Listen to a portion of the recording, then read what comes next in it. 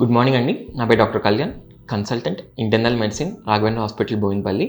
ఈరోజు మనం థైరాయిడ్ని న్యాచురల్ వేస్లో ఎలా తగ్గించుకోవాలో డిస్కస్ చేద్దామండి. దీనికి 3 వేస్ ఉంటాయండి. ఒకటి diet, second exercises, third yoga. Hypothyroid ఉన్న వాళ్ళు ఏ ఫుడ్స్ తీసుకోవచ్చు, ఏ ఫుడ్స్ తీసుకోకూడదు డిస్కస్ చేద్దాం. ఏ డైట్ తీసుకోవాలంటే అయోడిన్ ఎక్కువ ఉండే డైట్ తీసుకోవాలండి. అయోడిన్ ఏం చేస్తుందంటే మన థైరాయిడ్ హార్మోన్ ఎక్కువ సింథసిస్కి హెల్ప్ అవుతుంది.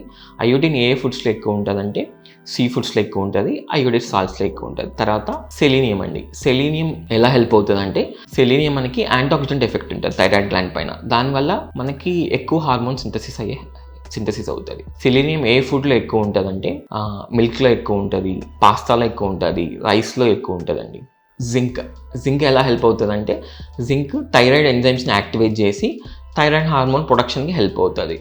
జింక్ ఏ ఫుడ్లో ఎక్కువ ఉంటుంది అంటే ఆల్మండ్స్లో ఎక్కువ ఉంటుంది, మీట్లో ఎక్కువ ఉంటుంది, మిల్క్లో ఎక్కువ ఉంటుంది, తర్వాత ధాన్యాల్లో కూడా ఉంటుందండి. నెక్స్ట్ ఏ ఫుడ్స్ తీసుకోవచ్చు అంటే ఐరన్ ఎక్కువ ఉండే ఫుడ్స్ తీసుకోవచ్చు అండి. ఐరన్ ఎలా హెల్ప్ చేస్తుంది అంటే T4ని T3గా కన్వర్ట్ అవ్వడానికి హెల్ప్ అవుతుందండి. ఐరన్ ఏ ఫుడ్స్లో ఎక్కువ ఉంటుందంటే మన బీట్రూట్ కానీ, వెజిటబుల్స్ కానీ, గోంగూర కానీ, డేట్స్ కానీ, బెల్లంలో ఎక్కువ ఐరన్ ఉంటుందండి. నెక్స్ట్ అండి మెగ్నీషియం హష్మతో థైరాయిడైటిస్ని తగ్గించడానికి హెల్ప్ అవుతుంది.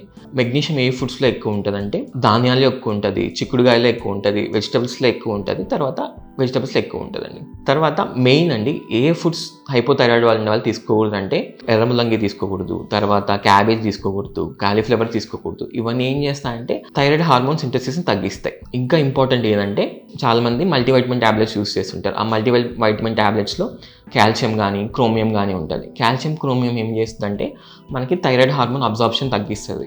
So calcium tablets, chromium multivitamin tablet వేసుకునే వాళ్ళు కంపల్సరీ థైరాయిడ్ ట్యాబ్లెట్కి, కాల్షియం ట్యాబ్లెట్స్కి 5 to 6 hours గ్యాప్ ఉండాలండి. మోస్ట్లీ మనం యూస్ చేసే అన్ని పేస్ట్లో కాల్షియం ఉంటుంది. సో బ్రష్ చేసే ముందు 1/2 hour ముందు కంపల్సరీ ట్యాబ్లెట్ వేసుకోవాలి.